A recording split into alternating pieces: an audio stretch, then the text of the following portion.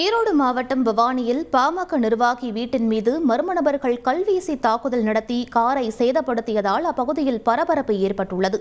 பவானி சௌடேஸ்வரி அம்மன் கோவில் வீதி பகுதியைச் சேர்ந்தவர் தினேஷ்குமார் நாயக்கர். பாமக நகர செயலாளராக இருந்து வருகிறார். இந்நிலையில் தினேஷ்குமார் தனது குடும்பத்துடன் வீட்டில் உணவு அருந்திக் கொண்டிருந்த போது திடீரென மர்ம நபர்கள் வீட்டின் மீது கற்களை வீசிவிட்டு தப்பி ஓடினர்.